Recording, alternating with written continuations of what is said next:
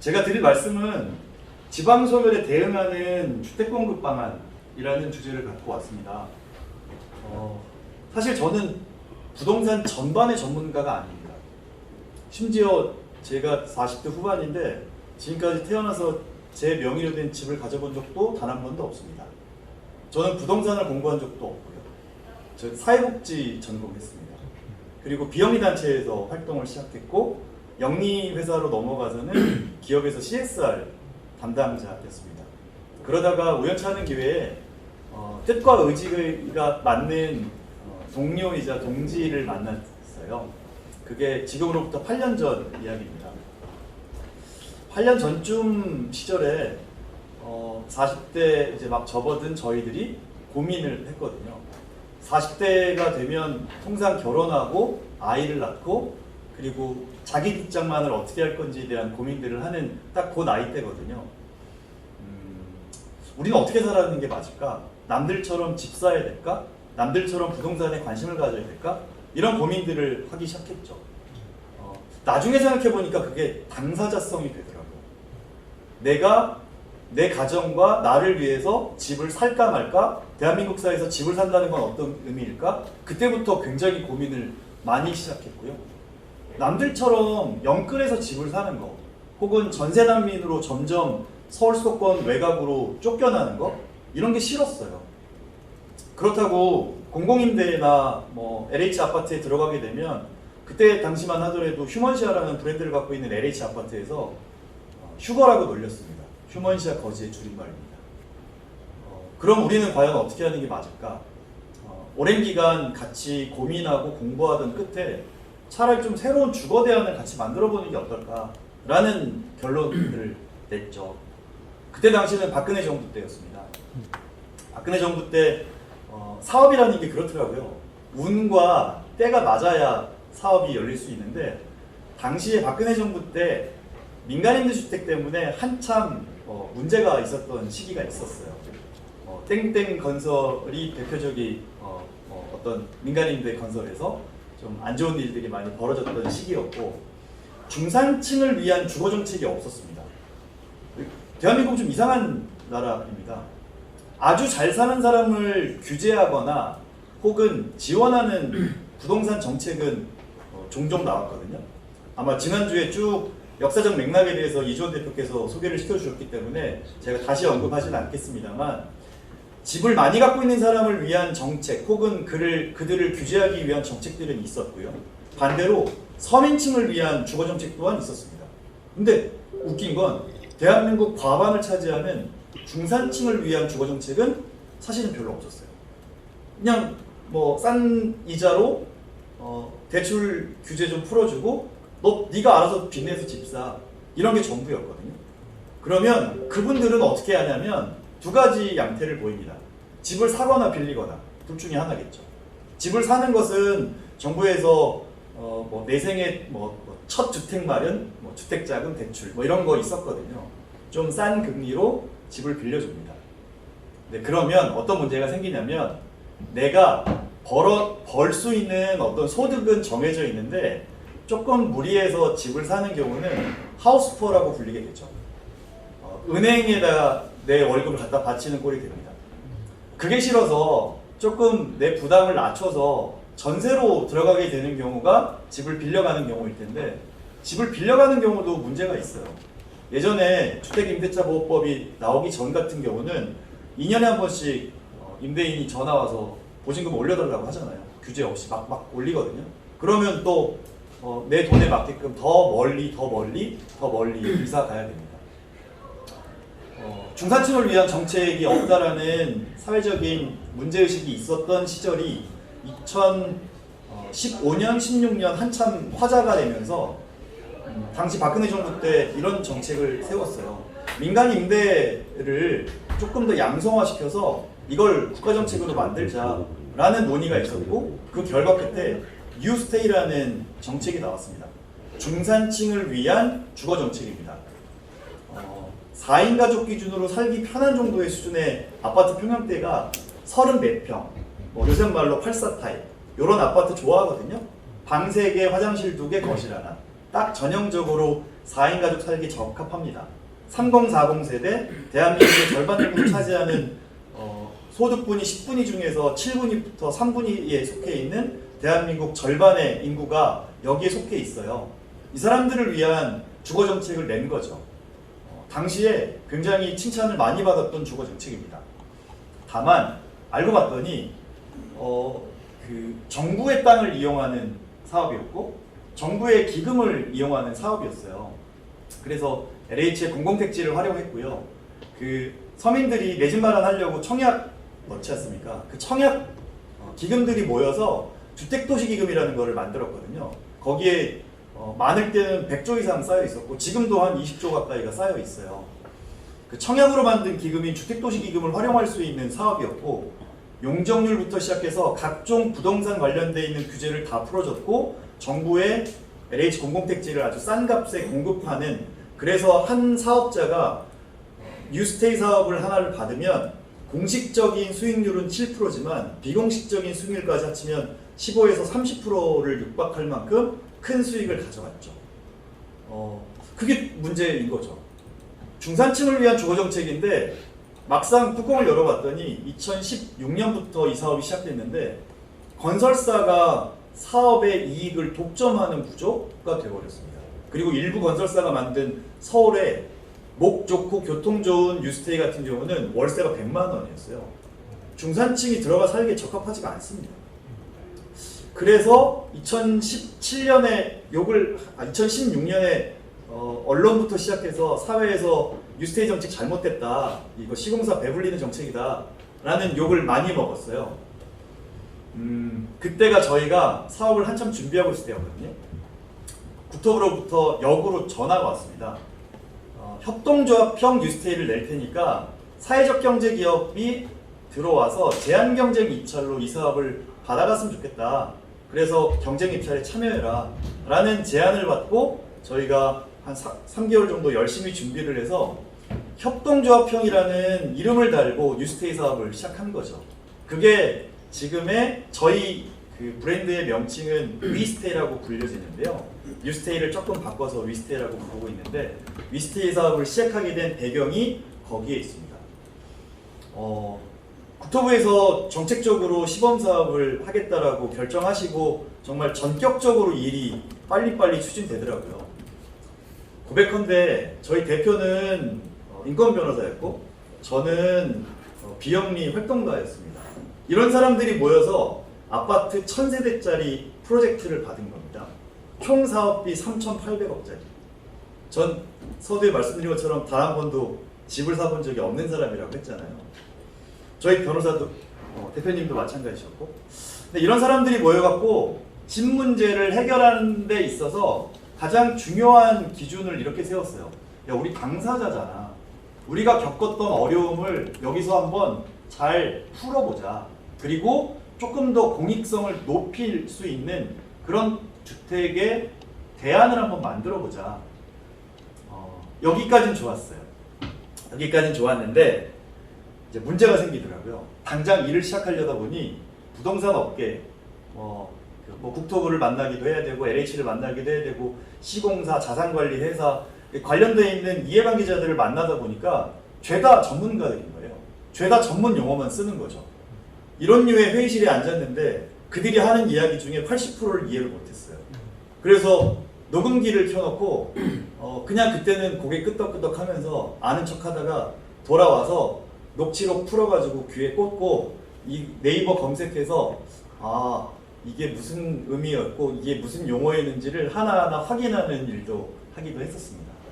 여기까지 얼만큼의 효과를 낼 수 있을지에 대한 걱정, 우려가 좀 있었고요. 당연히 정부의 관계자들은 이 사업에 대해서 반신반의하셨다고 하더라고요.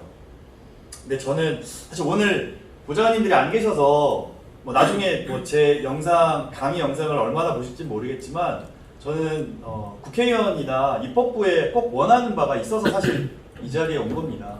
제가 부동산 전반에 대해서 막 이렇게 전문적인 어떤 지식을 설파로 온 건 아닌데요. 되게 아쉬워요. 지금 그렇게 미숙하게 시작했던 2017년부터 제가 7년간 이 일만 하고 있거든요. 그리고 이제는 좀 자신 있게 얘기할 수 있을 것 같아요. 제가 다른 건 잘 몰라요. 부동산 잘 모릅니다. 그런데 최소한 제가 고민해서 7년간 만들었던 공공지원 민간임대주택, 구뉴스테이, 중산층을 위한 주거 모델, 이거 하나는 대한민국 사회에 최소한 2개 정도의 모델을 만들었고 현재 운영 중에 있습니다. 대한민국은 2,100만 호 정도의 집이 있대요. 그리고 주택보급률은 104%가 넘어가서 모두에게 골고루 나눠주면 대한민국 국민 가구가 다 한 가족씩 집을 가질 수 있거든요. 다만 주택보급률은 100%가 넘었지만 그 자가 소유이지 않은 무주택 가구가 절반에 가깝습니다. 나머지 절반이 집을 다 갖고 있다는 소리겠죠. 여기서부터 양극화가 시작됩니다. 지금은 이제 부동산은 양극화라고 하지 않고 일극화라고 표현하는 게 저는 맞다고 생각하는데요. 강남 집값 최소 20억입니다. 20억 미만은 강남에 집 구하기 힘들죠.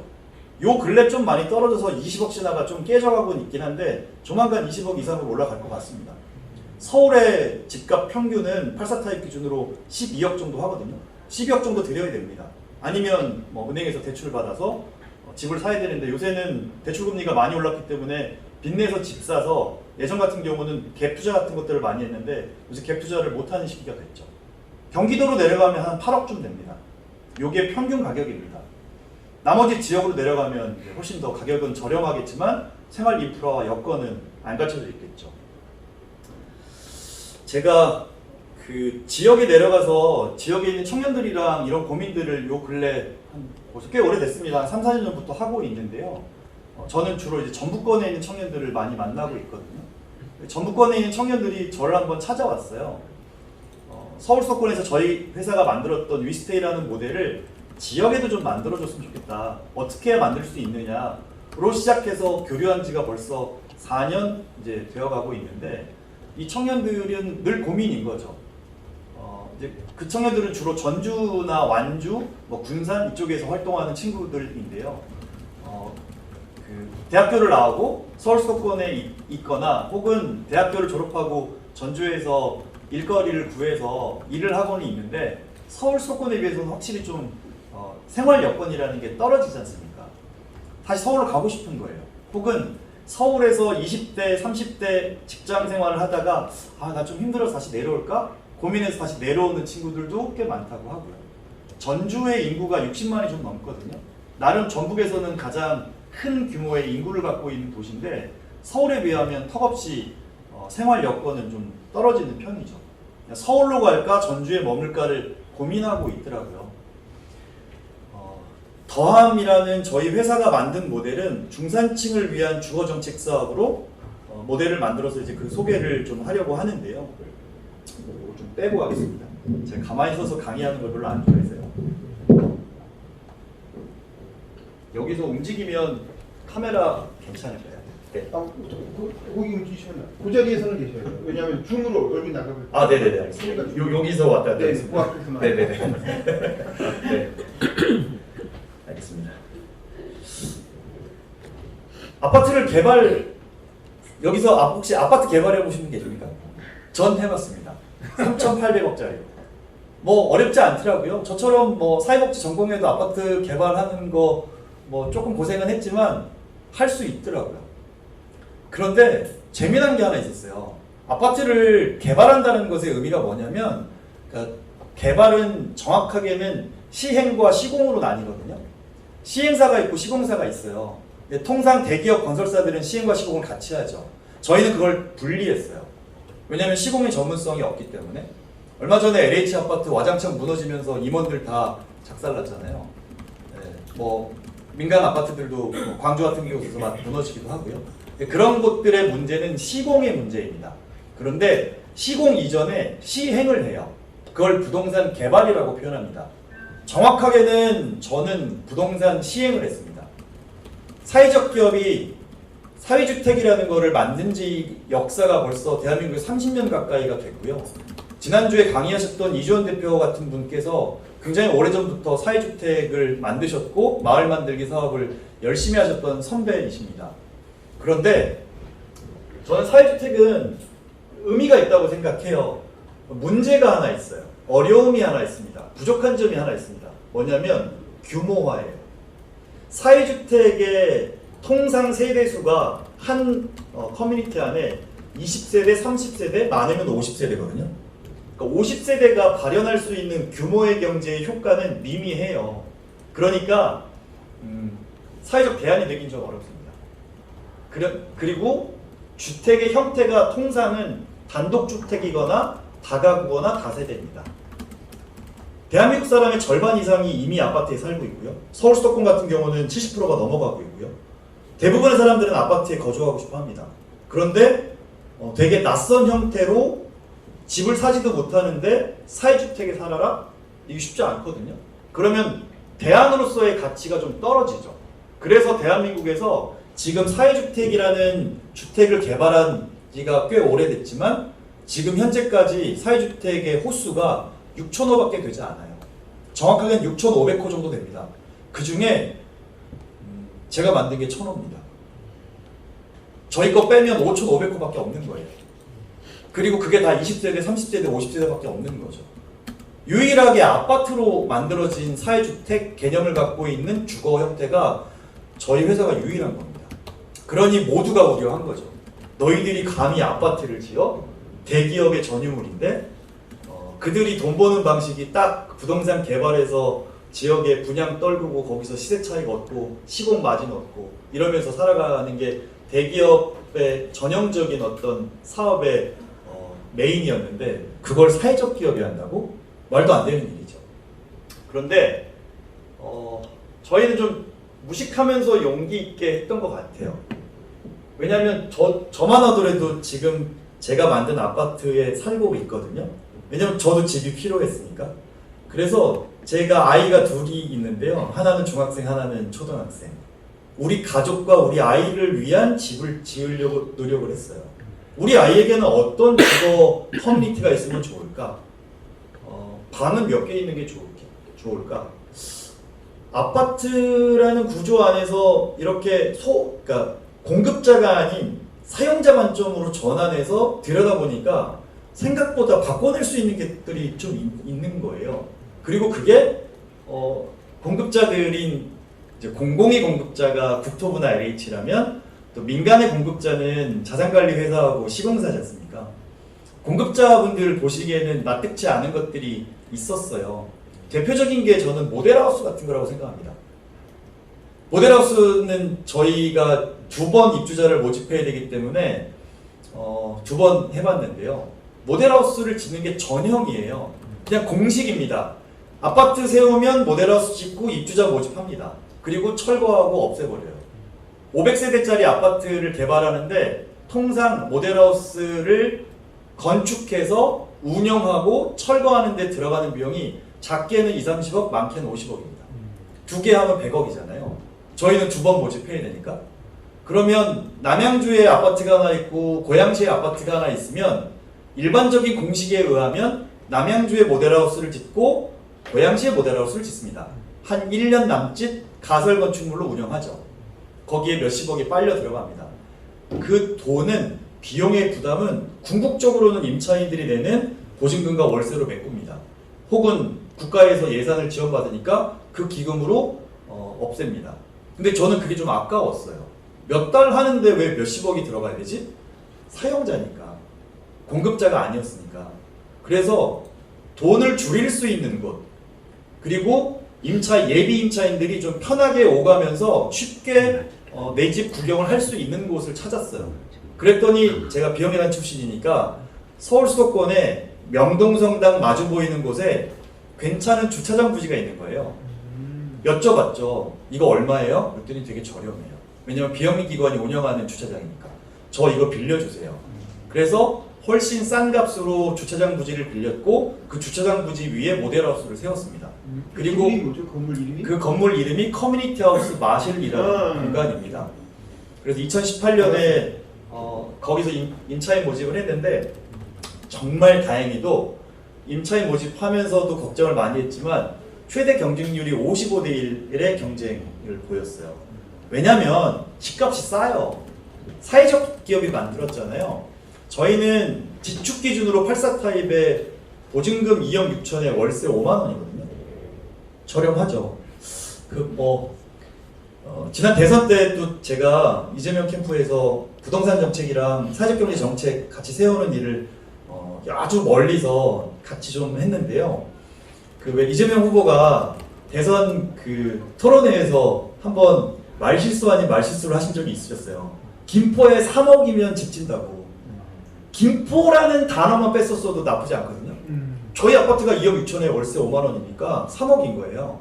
근데 이제 김포 시민들이 화가 나서 아깝게 김포란 말을 하지 말았어요. 그런데 저희 아파트가 그걸 보여줬어요. 2억 6천에 월세 5만 원, 커뮤니티 사용료도 5만 원. 그래서 월세로 의무적으로 부과해야 되는 금액은 5만 원이거든요. 그 정도면 살 수 있어요. 84 타입. 그리고 부대복리시설이 꽤 괜찮죠.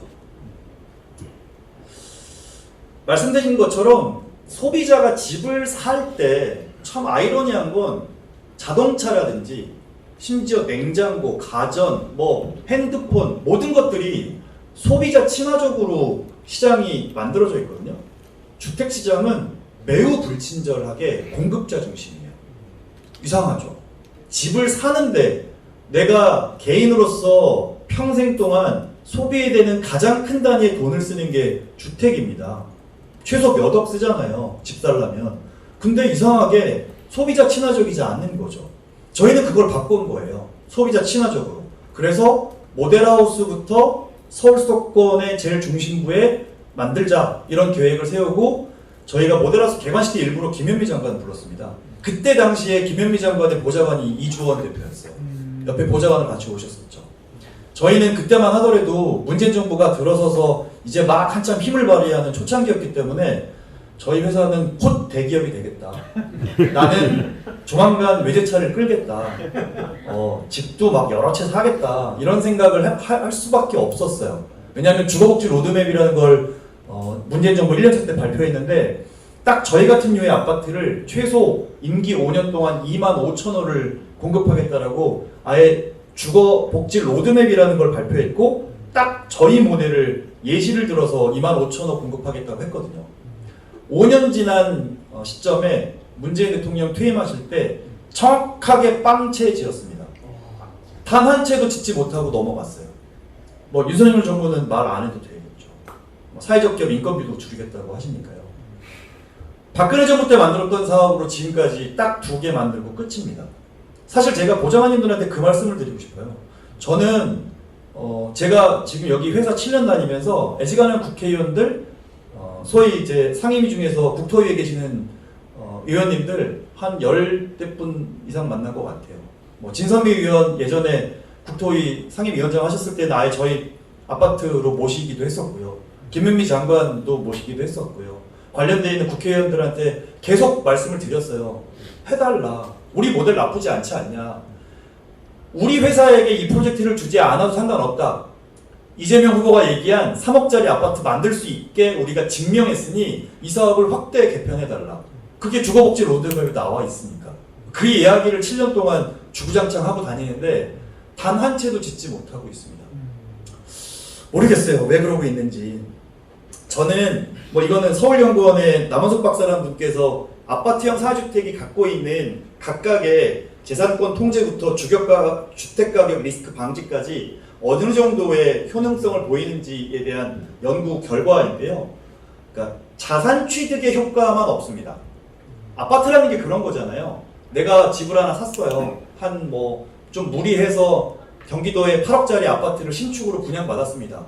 기대합니다, 사람들은. 한 3년 지나면 1, 2억은 기본으로 올라가니까요. 한 5년 지나면 3, 4억은 기본으로 올라가니까요. 한 10년 갖고 있으면 2배는 기본으로 뛰니까요. 저랑 제일 친한 친구 녀석이 부동산 투기꾼이 하나 있는데 집이 아파트가 40채예요. 자산이 200억입니다. 갭 투자 전문꾼이에요. 이 친구 되게 영리합니다. 재작년에 집 다 팔고요. 지금은 건물로 막 갈아탔어요. 갭 투자가 한동안 성행했던 적이 있었거든요. 공교롭게 문재인 정부 때. 문재인 정부가 정말 저는 지금 현 정부에 비하면 너무 잘 하셨다고 생각하는데 한 가지 아쉬운 거 부동산.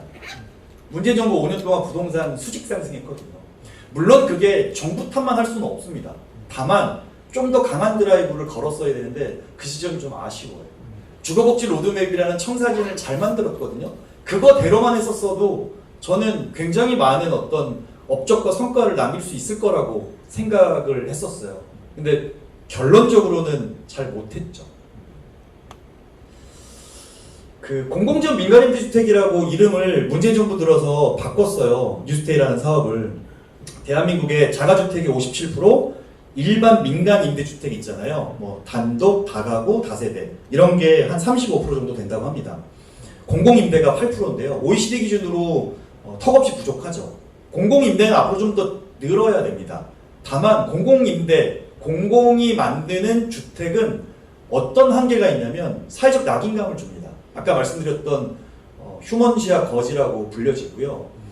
저만 하더라도 제가 민간임대이긴 하지만 임대아파트에 사니까 제 딸아이가 지금 현재 다니고 있는 초등학교에 작년에 이사 그리고 전학을 갔거든요.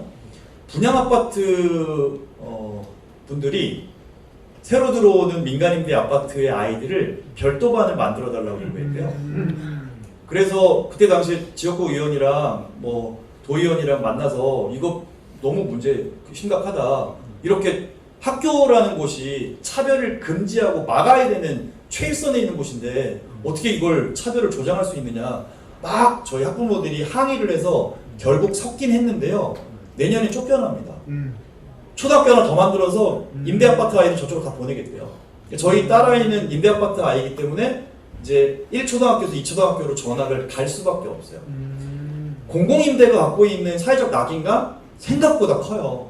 그거 무시 못합니다. 두 번째, 실질적인 공공임대의 한계와 어려움은 규모가 작다는 겁니다. 국토부가 정한 1인 기준 최저 적정 주거 공간이라는 법의 원칙이 있어요. 18제곱미터입니다. 18제곱미터 생각보다 되게 작거든요. 쪽방이라고 보시면 돼요.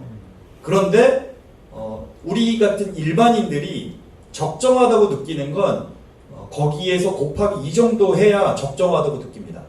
대략 21제곱미터 정도 돼야 한 사람이 지내기에 적정한 수준이라고 생각하거든요. 그래서 4인 가족 곱하기 4하면 84 타입이 나오는 겁니다. 왜 괜히 84 타입을 좋아하는 게 아니더라고요. 저도 최근에 알았습니다. 84 타입을 좋아하는 이유가 있더라고요. 건축학적으로 그게 4인 가족 살기에 적합하대요. 3인 가족은 74 타입, 2인 가족은 60 타입. 이 정도는 돼야 적정하다고 느껴지는 거예요. 그런데 문제는 가격이 비싸다는 데 있죠. 그러니까 개인이 많은 돈을 지불해야죠. 그래서 박근혜 정부 때 만들었던 사업이 뉴스테이 사업이고 중산층을 위한 주거정책 사업으로 해마다 3번에서 많게는 5번 정도의 공모를 통해서 대다수는 영리회사가 이 사업권을 가져갔고 유일하게 사회적 기업인 더함이라는 저희 회사만 협동조합형이라는 타이틀을 걸고 시범사업을 한 겁니다. 2020년에 위스테이 별내 491세대, 2021년에 위스테이 지축 539세대, 합의 1030세대짜리 아파트를 개발했고 준공 끝내고 지금은 운영 단계에 들어가 있어요. 그 비중이 너무 작죠. 너무 작기 때문에 이게 늘어나는 게 좀 필요합니다. 윤석열 정부 들어서 제가 이제 저는 계속 그쪽에 중앙부처 관계자분들을 만나니까요. 이번 정부 들어서 바뀐 기조가 하나 있어요. 되게 재미난 겁니다. 윤석열 정부는 정책, 부동산, 뭐 제가 다른 정책이나 다른 부처는 잘 모르니까 부동산 쪽 국토부의 뭐 LH의 관계자분들을 뵈면 되게 일관된 스탠스를 갖고 있어요. 아무것도 하지 않으세요. 250만 원가 270만 원가 공급하겠다고 얘기하셨잖아요. 지금 이제 LH 난리 날 겁니다. 그 공급을 어떻게 해요? 지금 3기 신도시는 되게 뒤늦게 풀리거든요. 그러면 땅 없고요. 지방에도 사람들이 안 가기 때문에 미분양 때문에 그리고 요새는 건설하기가 너무 어려운 시기거든요. 금리 많이 올랐고 공사비 많이 올랐고 개발 행위 자체가 거의 불가능할 정도로 어려운데 대규모의 공급을 통해서 주거 안정을 꾀하겠다라는 윤석열 정부의 정책의 기조는 제가 볼 땐 틀림없이 수정하게 되거나 아니면 슬그머니 꼬리를 내리게 되겠죠. 그래서 정책의 방향은 특별히 뭔가 정해진 건 없어요. 다만 예전에 하던 거 계속 하고 있거든요. 근데 저는 한 가지는 마음에 들어요. 지금 현재 국토부와 LH의 기조가 아무것도 하지 않겠다, 새로운 거 하지 않겠다라는 기조를 갖고 있지만 기존의 것을 이어가긴 해요. 그리고 기존의 것을 좀 조합시켜요. 아, 야 이거 잘했지, A 갖고 와. B 잘했지, B 갖고 와. 그래서 그걸 묶어서 패키지화 시키는 걸 하거든요. 왜냐면 공무원들도 일은 하셔야 되니까. 그래서 패키지 사업이 많이 나와요. 그리고 제가 들은 최신의 정보 중에 하나는 뉴스테이 사업을 윤석열 정부도 받을 생각인가 봐요. 올 하반기에 LH 사건이 안 터졌으면 아마 조만간 발표가 됐을 텐데 실버 세대를 위한 뉴스테이 사업을 대대적으로 하려고 준비를 하고 있다가 아마 제가 볼 땐 그건 나가리가 된 것 같습니다. LH가 한동안은 내용을 겪다가 아마 뭐 내년쯤 다시 발표를 할 것 같고요. 뭐 고령사회에 진입한 대한민국으로서는 대한민국 사회에서는 실버 세대를 위한 뉴스테이 사업 필요하죠. 그래서 입주자 전체 100%를 다 65세 이상 노인 계층으로만 입주자 모집하겠다? 뭐 이런 계획들을 세워놓긴 하는데 전 그거는 이제 공급자 마인드라고 생각합니다. 저희 모델은 그래서 협동조합형 공공지원 민간임대주택이라고 하고요. 공공임대로 가기는 어렵고 그렇다고 민간 분양으로 가기엔 부담스러운 사람들, 대한민국의 중위계층, 소득분위 7분위부터 3분위에 있는 3040 세대가 주축이 돼서 오기에 적합한 주거 모델. 그래서 저희는 아예 타겟을 정했어요. 서울 수도권에 거주하는 3040 세대 중에 공동체 주택에 부담이 없는 자. 이렇게 타겟을 정했습니다. 그래서 입주자 모집에는 그닥 어려움은 없었어요. 제법 이런 류의 사람들이 많더라고요. 아파트라는 공간이 굉장히 사람을 단절시키거든요. 옆집에 누가 죽어도 모르는 곳이 아파트이기도 하고요. 갈등이 생겨야만 이웃을 만날 수 있는 곳이 또 아파트이기도 하지 않습니까? 주차 문제, 그리고 요새는 층간소음 문제, 반려동물 문제, 여러 가지 갈등의 요인 때문에만 이웃을 만나게 되는 곳이거든요. 아파트에 살다 보면 엘리베이터에 탈 때가 제일 뻘쭘하고 어색합니다. 누가 탔는데 얼굴은 낯은 익은데 인사를 안 했으니까 그냥 뻘쭘하게 한 사람은 유리창 보고 있고 한 사람은 안 터지는 핸드폰 보고 있고 그게 아파트의 전형 아닙니까? 혹시라도 기회가 되시면 다음에 위스테이 모델 한번 방문하러 오세요. 저희 아파트는 약간 다릅니다. 아예 입주할 때 안녕하세요라는 캠페인을 시작했거든요. 전 그게 싫었어요. 제가 제 당사자성이 되게 중요하다고 생각했잖아요. 제 아이가 아파트에서 안전하고 그리고 관계를 맺을 수 있는 이웃이 많았으면 좋겠다라는 제 개인의 소망이 있었거든요. 그래서 안녕하세요 캠페인을 한 겁니다.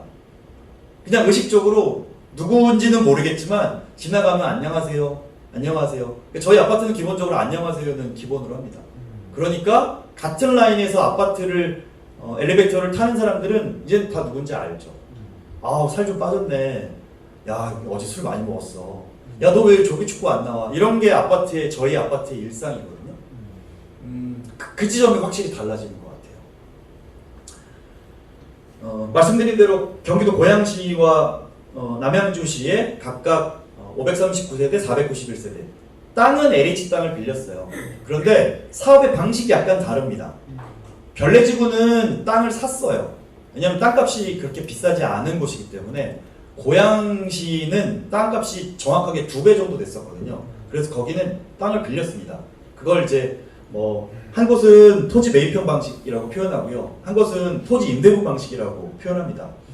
서울 수도권 금싸라기 땅에 이런 류의 아파트를 지어서 원가 3억도 안 되게 지으려면 땅을 빌릴 수밖에 없어요. 앞으로 이걸 확장하려면 대부분 다 토지 임대부, 땅을 빌리는 방식으로 공공의 택지를 빌려서 이런 아파트를 개발해야 될 것 같아요. 왜냐하면 저희도 벌써 7년 이상 지났기 때문에 그 사이에 땅값은 어마어마하게 올랐거든요. 참고로 LH는 땅 팔아서 돈 버는 공기업입니다. 한동안 SH가 땅을 많이 팔아서 더 이상 서울은 지금 공급이나 개발할 수 있는 땅이 거의 없어요. 그래서 SH가 매출이 급감하고 있습니다. 그런데 반대로 GH, 경기도시공사는 3기 신도시가 대부분 다 경기도에 몰려 있거든요. 이제 앞으로 3, 4년 뒤면 개발이 될 텐데 그래서 SH가 지금 골드크로스에 일어났어요. GH가 매출이 점점 늘어나고 있어요. 경기도는 개발의 여지가 좀 있어요. 땅이 많다는 소리죠. 서울 수도권의 인구의 절반이 사는데요. 주거 모델 84 타입 4인 가족이 월 3억이 안 되는 보증금으로 살아가는데 민간 분양 아파트 수준의 삶의 질을 누린다? 나쁘지 않거든요. 딱 그 이재명 후보가 얘기했던 김포의 3억짜리 아파트입니다. 저는 그게 좀 아쉬웠어요. 물론 저는 개인적으로는 기본주택에 대해서 동의하지 않는 사람입니다. 그게 기본주택의 개념까지 가면 너무 복잡하니까요. 다만 서민들이 집을 사지 않아도 부담 가능한 정도 수준으로 장기간 오래 살면서 그 안에서 커뮤니티를 이루고 산다? 이게 핵심인 것 같아요. 그걸 외국에서는 어포더블 하우징이라고 부르더라고요. 어포더블 하우징은 세 가지의 전제가 필요하답니다. 오래 살아야 한다. 저렴한 임대료여야 한다. 그 안에 커뮤니티가 존재해야 된다. 저희는 그 세 가지를 담으려고 노력했습니다. 별내 사업 구조입니다. 토지를 매입한 형태인데요. 전체 총 사업비의 4%는 시행사인 개발회사가 돈을 모았습니다. 나머지 96%는 정부의 기금이 들어오는 사업입니다. 아까 말씀드렸던 청약으로 만들어진 기금인 주택도시기금이 96%가 사용되어집니다. 투자와 융자의 개념으로. 그래서 최종적으로 임차인들이 내는 보증금까지 합쳐서 다시 그것을 6대4나 7대3 정도의 비율로 70%는 정부의 기금, 30%는 임차인들이 내는 보증금으로 이렇게 구조를 나눠 갖게 돼요. 근데 저희는 일반적인 뉴스테이 구조에서 협동조합 하나를 더 넣었잖아요. 그런데 어포더블 하우징인 부담 가능한 주택에 장기로 거주하기 위해선 단순한 임차인이면 안 되겠는 거예요. 그래서 저희가 개념을 하나 바꿨어요. 협동조합이 30%의 민간이 들고 있어야 될 지분을 협동조합에게 주자라고 발상을 했고, 지금 현재 그렇게 협동조합이 30%의 지분권자입니다. 저희는 민간 임대 주택에 관련한 특별법을 따르고 있거든요. 줄여서 민특법이라고 합니다. 민특법이 만들어진 지가 올해로 횟수로 9년차 되었고 중간에 2번의 개정이 있었어요. 저희는 더 개정하고 싶긴 한데 그래서 법안도 발의했습니다. 그래서 지금 국토위는 통과됐고 법사위 계류 중이라고 알고 있는데 여러 차례 의원님들을 통해서 저희가 법을 개정하려고 노력은 했지만 아직까지 개정이 확정되지는 않았습니다. 좀 아쉬운 지점이 있어서 그건 잠시 후에 말씀드리기로 하고요. 정부의 땅을 이용하고 정부의 그 돈을 이용하고 협동조합이 그 지분의 30%를 갖고 저희는 법에 의해서 8년 동안 임차를 보장받게 되어 있거든요. 지금은 한번 개정돼서 10년간 임차할 수 있어요. 10년간 살아갈 수 있다는 소리죠. 최초로 만들어진 곳이 인천 도화입니다. 인천 도화의 아파트가 저희보다 한 2년 전에 만들어져서 이제 한 4년 정도 있으면 분양하게 될 겁니다. 이제 그때부터 시작이에요. 이 공공지원 민간임대주택이라는 새로운 주택 유형에 정부 기금이 수십조가 들어가 있거든요. 정부의 땅도 수십만 평이 여기에 빨려 들어가 있죠. 벌써 한 6만 호 이상이 공급이 됐으니까. 그런데 8년 뒤에 최초 임차 기간 이후에 그 임차인들이 분양을 받을 수 있는지 없는지에 대해서 법이 특정하고 있지 않은 거예요. 이상하죠. 민간임대주택에 관련 특별법은 그 8년 최초 임차기간, 지금은 10년 최초 임차기간이 도래하면 어떻게 처리해야 될지가 법의 기준 자체가 없습니다. 그래서 건설사들이 8년 뒤에 논한다고 하는 겁니다. 8년 동안 집값은 올라갈 거잖아요. 지분을 갖고 있잖아요. 자기 지분은 얼마 안 넣습니다. 임차인들이 다 메꿔줬어요. 정부 기금이 다 메꿔줬어요. 8년 뒤에 시세 차익 나오잖아요. 그거 꿀꺽을 누가 하냐? 민간이 합니다. 이상하잖아요. 근데 법을 아직 정하지 않고 있어요. 이걸 개정해달라고 합니다. 저희는. 이걸 최소한 협동조합은 그래서 저희가 협동조합 방식이 두 가지입니다. 일반 협동조합이 있고 사회적 협동조합이 있습니다. 그냥 쉽게 구분하자면 일반 협동조합은 영리회사라고 보면 되고요. 사회적 협동조합은 비영리의 성격이 강하다고 보시면 됩니다. 배당을 못합니다. 사회적 협동조합. 그래서 저희는 일부러 공공성을 강화시키기 위해서 사회적 협동조합으로 만든 거예요. 8년 뒤에 이 사람들이 마음이 확 바뀌어서 야 우리 개별 분양하고 아파트 시세 차익 싹 다 남겨먹고 그냥 다 떨구고 끝내자를 못하게끔 원천적으로 막은 게 앞단의 장치가 사회적 협동조합이었어요. 사회적 협동조합은 해산을 하면 국고로 귀속되거든요. 그러니까 배당을 할 수가 없게끔 되어 있는 거예요. 이제 그런 안전장치를 걸고 그들에게 30%의 지분을 줬고 저는 8년이 아니라 20년, 50년, 100년짜리 영구임대 방식으로 그걸 늘려갔으면 좋겠다는 게 저희들의 목표이거든요. 근데 그러려면 법의 기준이 필요한 거 아닙니까? 근데 법의 기준이 없는 거예요. 이것 때문에 국토부를 찾아가고 이것 때문에 굉장히 많은 국회의원들을 찾아가서 법 좀 개정해 주세요. 그리고 정책 좀 세워주세요. 근데 아무도 관심 없으세요. 왜냐? 화약고거든요. 몇십 조가 들어가 있잖아요. 이걸 누군가 의사결정하는 누군가가 결정하면 그 책임은 다 자기가 져야 되는 거예요.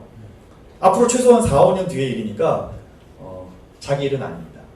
이게 문제예요. 누군가 촉대 매고 이걸 좀 바꿔줘야 됩니다. 그래야 이 방식이 확산될 수 있다고 생각합니다. 미완의 법을 기준으로 해서 여기까지 끌고 와서 사실 어렵게 두 개 모델 만든 게 사실 저희들의 능력의 한계치인데 이 재무 모델, 이 사업 구조 가지고 그냥 사회적 기업이나 개인이 하고 싶으면 창업하시면 돼요. 전체 사업 구조에서 4%만 땡겨오면 됩니다. 그 비용이 500세대니까 몇십억 들어가는데 한 100세대만 지으면 그렇게 돈도 크게 많이 안 들어요. 정부의 재원, 정부의 땅 다 이용할 수 있거든요. 근데 못하는 거예요. 왜냐면 미완이니까. 그래서 영리회사가 물론 바로 수익이 발생하는 건 아니기 때문에 인내할 자본, 기간이 필요해서 영리회사들이 이 사업에 많이 진출은 해 있지만 사회적 기업이나 비영리단체나 공익법인들이 이 사업을 하지 않고 있어요. 그러니까 법만 바꿔도 저는 늘어날 거라고 생각합니다. 저희 모델이 이렇게 생겼어요. 아파트입니다. 그냥 일반 아파트입니다. 일반 아파트랑 비슷하게 생겼어요. 일부러 비슷하게 만들었습니다. 저희는 처음부터 아파트를 만들 때 기조 자체가 커뮤니티를 중심에 놓고 아파트를 만들자. 그냥 공간, 하드웨어를 제공하지는 말자라고 생각이 들어서 저희들의 목표는 두 가지였습니다. 우리 아파트에 들어오면 삶의 질이 높아졌으면 좋겠다. 첫 번째. 두 번째, 사회적 관계망이 형성됐으면 좋겠다. 그 두 가지의 목적을 갖고 커뮤니티를 같이 빌드업 했습니다. 그래서 저는 7년 동안 커뮤니티를 담당하는 담당자였어요. 보통 시행사에는 없는 영역입니다. 어포더블 하우징과 국민평형 84 타입 2억 6,500만 원에 경제적 가치가 그러면 얼마나 될까? 뭐 사회적 가치는 좀 주관적일 수 있고 정성적일 수 있으나 경제적 가치는 굉장히 숫자로 딱 증명될 수 있는 거잖아요. 영리회사가 500세대짜리 경기도 남양주시 별내동에 저희 같은 류의 500세대 아파트를 만들면 별내가 정확하게 2천억짜리 사업이었는데요. 2천억짜리 사업에서 대략 공식적으로는 7%, 비공식적으로는 30%의 수익을 걷어가는 거예요. 근데 저희는 어느 정도 수준이었냐면 2.5% 정도의 수익률을 얻었습니다. 그 정도면 7년 동안 직원 월급 주고 그리고 회사 운영하는 정도의 비용으로 딱 떨어지는 돈입니다. 나머지에 저희들의 갖고 있었던 지분은 협동조합에게 입주할 때 준공쯤에 양수양도했고요. 그래서 협동조합의 공동의 소유로 부분적 지분권자라 좀 어려운 용어인데요. 부분적 지분권자인 거죠. 30%의 지분을 들고 있는. 그랬을 때 저희가 이래저래 따져보니까 위스테이 주택의 임대료 절감만으로, 그러니까 위스테이 입주자이면서 임대료를 5만 원만 내는 것만으로 임팩트를 화폐 가치로 추정해 보니까 약 90억 정도의 임팩트 효과가 있었다라는 걸 밝혀냈습니다. 그리고 시공 마진, 저희는 시공 마진이 필요 없잖아요. 시행사니까. 시공 마진도 단가를 최저로 했죠. 시행의 마진은 아까 말씀드린 대로 저희들이 인건비만 벌어가면 되니까 최저로 했죠. 그래서 2천억짜리 사업에서 저희가 최대치로 아낀 것까지 계산해 보면 약 한 250억에서 300억 정도를 아꼈습니다. 그 아낀 돈 어디다 썼냐면 월세 5만 원에 맞춘 겁니다. 그렇게 맞출 수 있는 거죠. 물론 저희가 너무 바보 같았어요. 지금 만약에 이 사업을 다시 했으면 한 4% 정도의 수익을 얻는 게 적정하더라고요. 그래서 100년 정도 지난 사회주택의 역사가 100년이 넘은, 제가 몇 해 전에 캐나다 밴쿠버를 갔는데 캐나다 밴쿠버 사회주택 연합회가 기치가 그렇더라고요. 사회주택을 통해서 개발의 이익은 적정함은 4%다. 그게 100년의 역사 속에서 밝혀낸 결과치래요. 그러면 저희가 두 번째 만들면 대략 4% 정도 벌면 저희들의 지속 가능성은 담보할 수 있겠더라고요. 어쨌건 사회적 가치뿐만 아니라 경제적 가치, 여기서 말하는 경제적 가치는 임차인들이 주거 비용을 아끼는 것도 있지만 정부의 비용과 정부가 들어가는 품을 줄일 수도 있는 거예요. 그러니까 영리회사에게 이 사업권을 주는 것보다 사회적 경제 조직에게 이 사업권을 준다면 정부의 예산도 줄이면서 새로운 주거 대안을 만들 수 있다는 거죠. 그런데 단 한 채도 위스테이를 제외하고는 아직까지 확산하고 있지 못합니다. 저는 어디 가면 저희 아파트 소개할 때 늘 이 사진을 자랑스럽게 얘기하거든요. 저희 아파트는 마을 돌봄이라는 개념이 있습니다. 제가 초등학교 아이를 키우다 보니까 아파트 내 거주자들이 돌봄의 공백 시간대가 있는 거예요.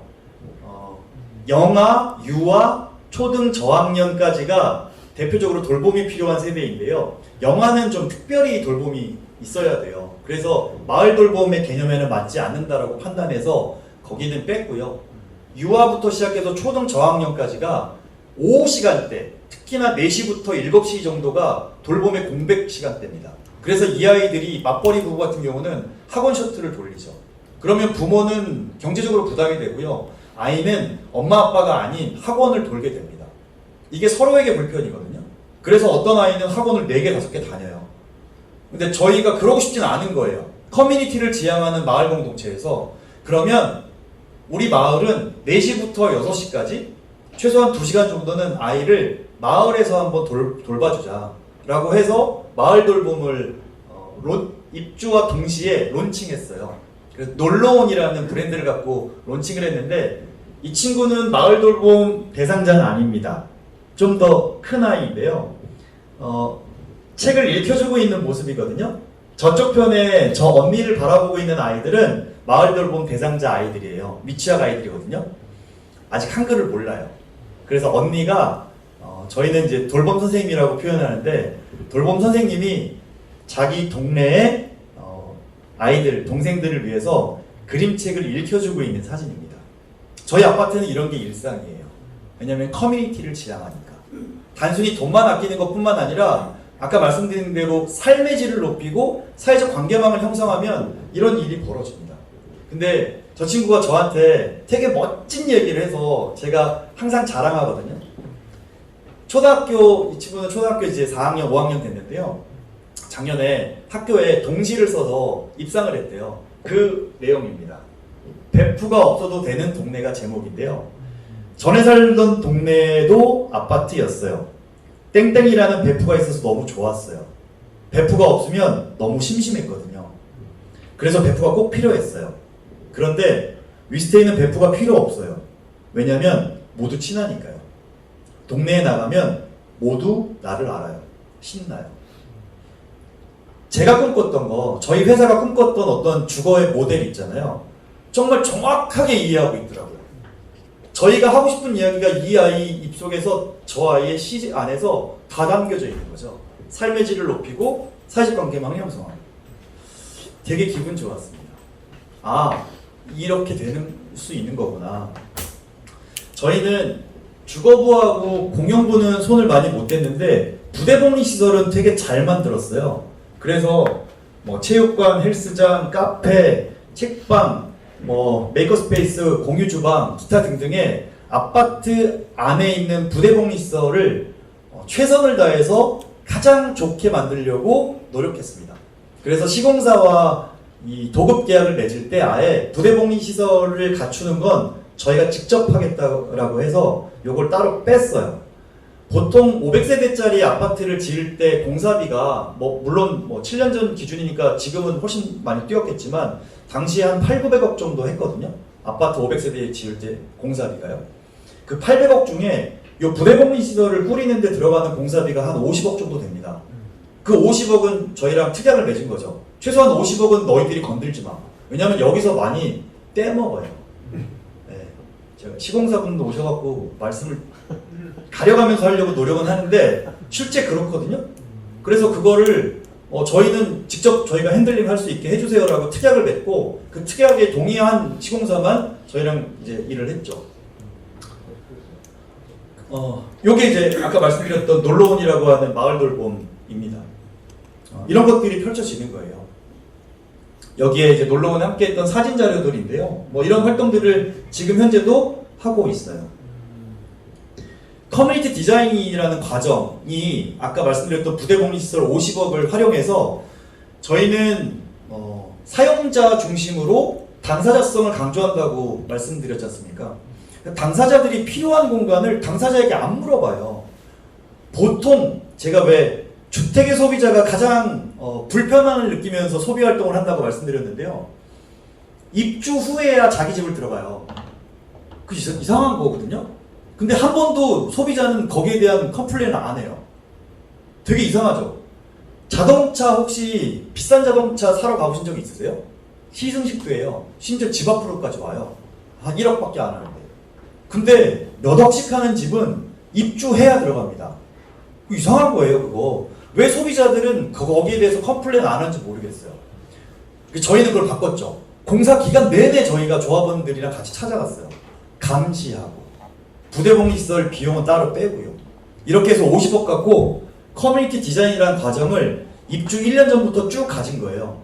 자, 카페팀 할 사람, 뭐 돌봄팀 할 사람, 주방팀 할 사람, 그 사람들이 모여서 서울의 괜찮은 공간에 각각의 벤치마킹 할 수 있는 공간들을 찾아다니고 서로 회의를 하고 어떤 집기를 살지, 어떻게 인테리어를 할지, 어떻게 운영할지를 같이 논의해서 1년이라는 과정을 거치면서 커뮤니티 디자인을 통해서 부대복리시설을 만든 거죠.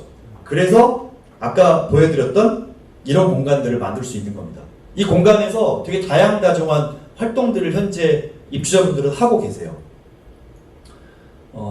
지금은 별내는 31개 433명, 지축은 28개 동아리 633명이 다양한 공동체 활동을 현재 하고 있습니다. 저희 다음 주 토요일날 미스테이 지축에서 노을 콘서트라고 뮤지컬 하시는 분들이랑 성악하시는 분들이 오셔서 저희는 마을에 잔디광장 있거든요.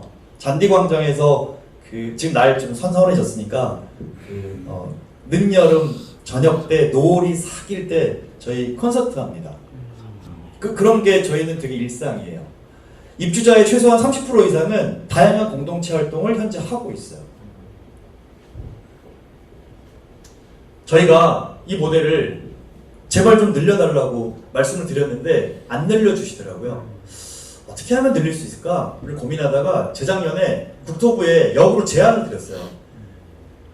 시범사업으로 국토부가 낸 사업인데 이 사업이 얼마만큼의 효과가 있는지를 당신 스스로가 증명해봐.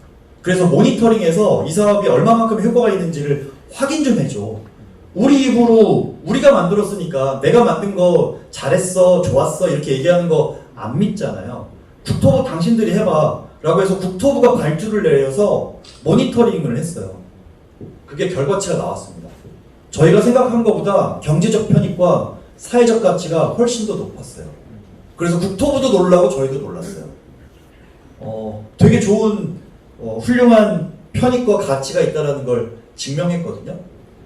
대표적으로 저런 겁니다. 지속적으로 거주할 의사가 있다? 94%. 저는 두 번째 항목이 되게 의미 있다고 생각하는데 급할 때 내 아이를 맡길 수 있는 이웃이 70%가 넘어요. 아파트 입주자 500세대 중에 최소한 70% 이상은 급할 때 내 아이를 맡길 수 있어요. 그리고 다시 물어봤습니다. 급할 때 내 아이를 맡길 수 있는 이웃이 몇 명이나 있습니까? 5명 있다 이상이 과반이 넘습니다. 그러니까 급할 때 내 아이는 언제든지 맡길 수 있는 아파트라는 거죠. 그만큼 관계가 잘 형성되어 있는 아파트라는 겁니다. 이렇게까지 증명을 했어요. 왜냐하면 저희 스스로가 해주세요 했는데 안 해주셔서 국토부가 실제 모니터링을 했는데 아직까지 강간부소식입니다. 양평이면 관심 가지십시오. 저는 다른 류의 부동산 정책 개발 대안 이런 거보다 딱 요 원 포인트 미시적으로 제가 했었던 요 원 포인트에서 어떻게 하면 대한민국 사회에 조금 더 이로운 주거 모델을 만들 수 있을지에 대한 말씀을 드리는 걸로 오늘 딱 포커스를 잡았는데요. 공공지원 민간임대주택은 세계 정부가 지나가는 동안 살아남았거든요. 앞으로도 갈 것 같아요. 왜냐하면 정부 입장에서 그리고 영리회사 입장에서도 소위 메인스트림에 있는 사람들, 메인스트림에 있는 집단들이 보기에도 이 사업은 나쁜 사업은 아니거든요. 여기에서 약간만 원클릭만 수정을 하면 공공성을 확 높일 수 있고요. 주거 대안을 만들 수 있거든요. 공공지원 민간임대주택은 총 4가지 유형입니다. 이 유형 안에서 놀아야 돼요. 그런데 공급 촉진지구형과 택지 공모사업형은 같은 한 묶음이에요. 공급 촉진지구형은 지방자치단체장이 우리 이 시 어디 택지에 공공지원 민간임대주택 할 거야 라고 인가내주는 거거든요. 그러면 그 밑에 공공택지를 활용해서 공모사업으로 영리회사들이 보통 이렇게 가져가고 있어요. 또 하나는 정비사업 연계형. 정비사업 연계형이야말로 영리회사들이 대표적으로 진출을 많이 해 있죠. 재개발, 재건축이 정비사업 연계형이라는 소리입니다. 근데 그거 할 때 분양하지 말고 재개발을 해서 공공지역 민간임대주택으로 만들어가 정비사업 연계형입니다. 저것도 들어가기가 쉽지가 않아요. 민간제한형? 민간제한형이 소리소문 없이 소수의 회사들이 계속 가져가고 있는 사업 유형 중에 하나인데요. 지금은 부동산 경기가 안 좋아서 저것도 이제 스톱됐어요. 저희가 요구하는 건 뭐냐면 협동조합형 모델을 만들었고 협동조합형 모델이 괜찮은 모델로 입증이 됐잖아요. 그럼 유형을 하나 신설해주면 되죠. 이미 문재인 정부 때는 그 정책을 세워서 25,000호를 공급하겠다라고 정책까지 발표했거든요. 그냥 그거 이어가면 돼요. 다만 법의 기준은 없습니다. 그러니까 법을 새로 개정해야겠죠. 저희가 요구하는 건 딱 원포인트입니다. 법 개정해서 임차 기간을 8년에서 더 늘려달라. 그리고 저 유형을 신설해달라. 근데 아직 못하고 있습니다. 뭐 이런 사업자의 역할이나 이런 것들은 쭉 있는데요. 공급 촉진 지구형, 정비사업 연계형, 택지 공모 사업형, 민간 제한형. 다 그 어떤 것도 아직까지 진출을 못하고 있고 영리회사들만 따박따박 받아가고 있습니다. 여기까지가 제가 7년 동안 했던 고민과 결과입니다. 이제 마지막으로 그래서 오늘 강의의 주제인 서울 수도권 말고 지역에는 지역 소멸이라는 이야기가 나올 정도로 인구가 급감하고 있는 대한민국의 아이러니하게도 절반이나 살고 있는 지역은 그러면 어떨까? 지역에는 어떤 주거 모델이 적합할까에 대한 이제 고민들을 하면서 오늘 강의 핵심적인 이야기를 말씀드리려고 합니다. 정부의 소멸 위기 지역은 엄청 많거든요. 보시는 바와 같습니다. 빨간색들이 제일 심각한 지역들이죠. 정부는 되게 다양한 인구 소멸을 대응하기 위한 기금들을 내고 있어요. 대표적으로 저출산 고령사회 1차년도부터 4차까지 지금 계획이 나왔고 여기서 쓰여진 돈이 200조가 넘습니다. 지방소멸 대응기금도 있고요. 지난 정부에서 대표적으로 했던 도시재생 뉴딜 같은 사업들이 대표적으로 전국 300개 지역에 원도심과 납부되어 있는 지역들을 개발하고 재생하려고 노력했고요. 되게 다양한 정책들이 쏟아지고 있습니다. 특히나 좀 아쉬웠던 것 중에 하나가 정책의 영속성이 떨어진다는 건데 메가시티 조성이었어요. 부울경 메가시티 깨진 거 혹시 아십니까? 울산시장 민선 8기 되고 나서 울산시장이 지난 정부에 했던 사업이라고 그 부울경 그 특별연합에서 빠지셨거든요. 부울경은 깨졌어요. 부울경 메가시티라는 개념이 있고요. 그리고 광주, 대전 이렇게 광역 단위를 중심으로 서울에 버금가는 도시를 만들자라는 개념이 메가시티라는 개념입니다. 저는 필요하다고 봅니다. 근데 이 일은 누가 해야 되냐면 정부가 해야 됩니다. 그리고 지방정부에게만 맡겨서는 안 된다고 생각해요. 그러니까 부울경 연합이 깨진 거거든요. 그러니까 중앙정부가 강하게 드라이브를 걸어야 되는데 지금 현 정부는 아마 안 받을 것 같고요. 아마 다음 정부가 들어서게 되면 저 논의는 매우 필요하고 매우 중요하다고 생각하고 저기에 핵심 역량을 투입해야 된다고 생각해요. 서울 수도권을 깰 수 있는 유일한 방법은 부울경 그리고 광주, 대전 이런 것들을 강화시키는 방법밖에 없거든요. 그래야 베이비부모든 청년들 내려가죠. 사실 서울에 비해서 월등히 떨어지거든요. 부산만 하더라도. 그러니까 부울경 정도의 사이즈로 1,500만 정도를 모아내면 그 안에서 임팩트가 나올 수 있다는 겁니다. 그러니까 부울경 메가시티 같은 급이 두 번째 급이라면 그 나머지 광주, 대전, 대구 이런 곳을 중심으로 메가시티가 조성된다면 아마 지방 분산은 자동적으로 그리고 어느 정도의 효과를 전 볼 거라고 생각해요. 물론 저건 롱텀 사업이고 중앙정부가 드라이브를 걸어야 되는 사업이라고 생각합니다. 그래서 저 같은 민간이 사회적경제 영역이 감히 이렇게 이야기하기 좀 어려운 영역이라고 생각합니다. 그러면 사회적경제 영역에서는 어떻게 지방소멸을 대응하는 대안적 주거 모델을 만들 수 있을까에 대한 이제 고민을 해봤어요. 오도이천이라는 말을 요새 많이 하더라고요. 오도이천. 혹시 어떤 뜻인지 아십니까? 5일은 서울에 있고요. 도시에 있고 이틀은 지방에 간다는 소리입니다. 이게 요새 트렌드래요. 그걸 러스틱 라이프, 자연을 벗삼아 도시의 편안함을 즐기는 이런 류의 트렌드가 있답니다. 요새 워케이션이라는 개념이라도 있어요. 휴가 가듯이 휴가지에서 즐기듯이 어느 전원 생활을 하면서 거기서 일을 하는 겁니다. 이게 코로나 이후에 유행했거든요. 그래서 저쪽 강원도 쪽에 서울 수도권 사람들이 가기 편한 강원도 양양이나 이런 곳에 고성 같은 곳에 워케이션 그 건물 공간들이 엄청 늘고 있어요. 이게 약간 좀 니치 마켓인데 부동산 개발하는 사람들이 아파트나 건물 못 올리니까 워케이션의 개발을 많이 하고 있어요. 왜냐면 그 니즈가 지금 생겼어요. 그래서 서울 수도권 사람은 내려가고 싶어 합니다. 다만 내려갔을 때 서울 수도권에서의 어느 정도의 생활 편의를 누리고 싶어 하죠. 근데 그럴 수 있을 만한 곳이 별로 마땅치가 않다는 겁니다. 그러면 어떻게 해야 되냐? 저는 수요자를 함께 찾는 게 정답이라고 생각해요. 제가 8년 전에 되게 어설프게 고민하면서 시작했었던 저의 옛날 방식처럼 저는 그게 틀린 길이 아니라고 생각하거든요. 수요자 관점으로 지역에 필요한 적정 주거 모델을 만들어내야 되는데요. 여전히 공급자들은 그게 정부의 공급자이든 민간의 공급자이든 공급자들은 수요자에게 안 물어봐요. 이거 되게 큰 문제입니다. 그래서 지방소멸을 예방하기 위해서 지방소멸 대응기금 같은 거 만들었거든요. 그래서 지금 막 정책들이 막 펼쳐나고 있어요. 지난 정부도 했고 이번 정부도 했고 예전부터 했어요. 근데 인구는 계속 급감하고 있잖아요. 왜냐? 내려가서 살고 싶은 마을을 안 만들어주는 거죠. 공급자 보시기에 흡족한 보더블럭이나 깔고 있는 거죠. 그러니 누가 내려가겠습니까? 청년도 안 내려가, 베이비부모도 안 내려가. 다 안 내려갑니다. 그래서 저는 메가시티에 대한 얘기를 하기보다는 압축시티에 대한, 압축도시에 대한 이야기를 하고 싶은데 중소도시가 있어요. 그 압축도시라는 개념 혹은 컴팩트시티라는 개념을 들어보셨는지 모르겠지만 대한민국의 225개의 기초단체 중에서 20만 명 이상의 인구를 갖고 있는 도시가 생각보다 많지 않았어요. 제가 지역에 관심을 갖기 시작하면서 이런 장표를 한번 확인해 봤는데요. 전국 기초단체 225개 지역 중에서 20만 명 이상의 인구를 갖고 있는 도시가 딱 22개밖에 없어요. 서울 수도권 제외하고요.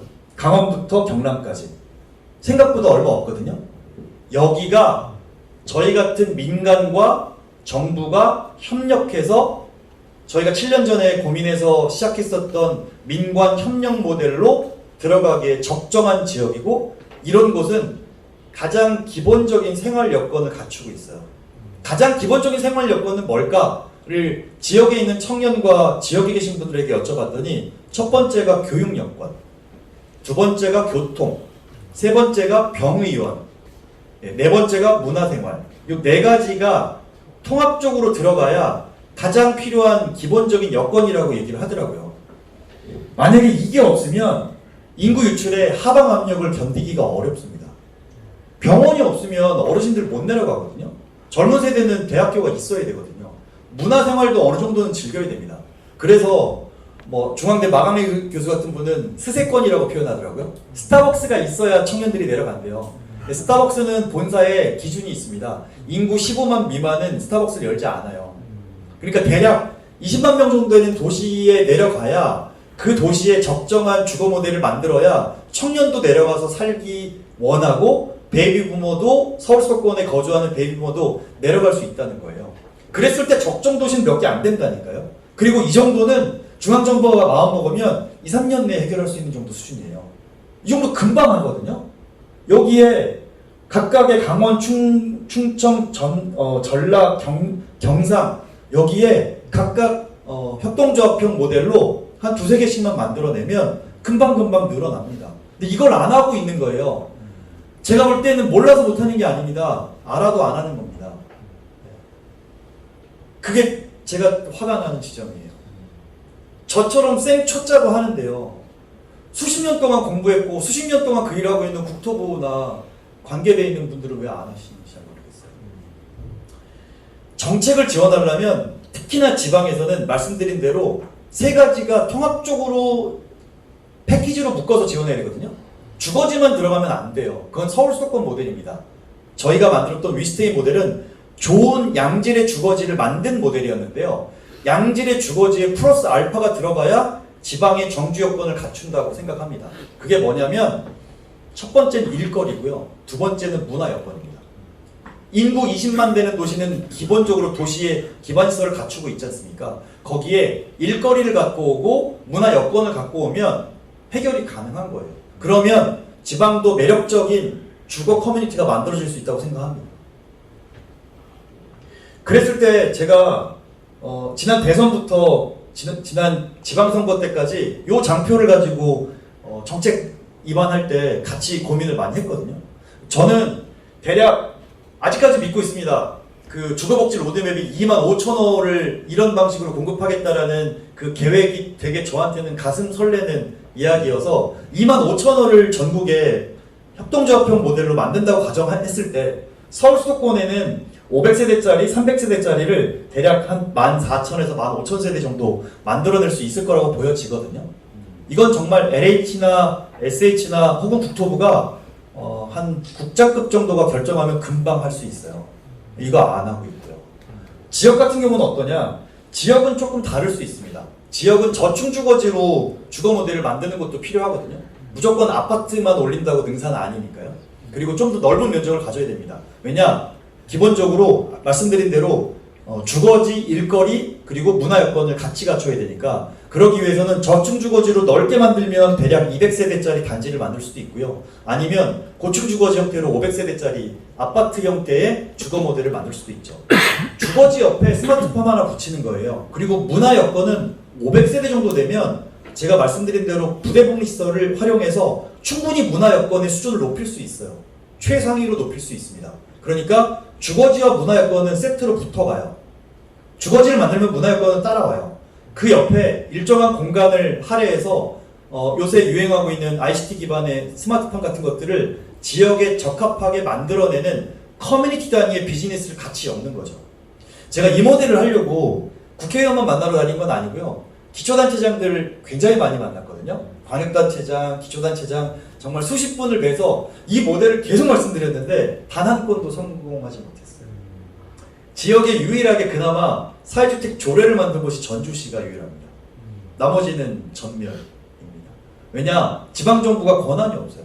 결국 땅과 돈은 권한은 중앙정부에 있거든요. 그러니까 중앙정부가 지방정부에게 권한을 이양해주는 방식으로 가든가 아니면 중앙정부가 드라이브를 걸어서 지방소멸을 대응하는 적정 주거 모델을 이 정도를 만들어내면 저는 사실은 좋은 선례라고 보여지는데요. 그래서 그게 보수정권이든 진보정권이든 상관없이 이런 류의 적정 주거 모델을 지역사회에 만들어내는 건 매우 필요한 일이라고 보는데 관심들이 없으세요. 그래서 오늘 보좌관님들이 나중에 동영상으로 보시게 된다면 저는 우선 첫 번째 민특법을 개정해야 됩니다. 그래야 공무원들이 움직이니까요.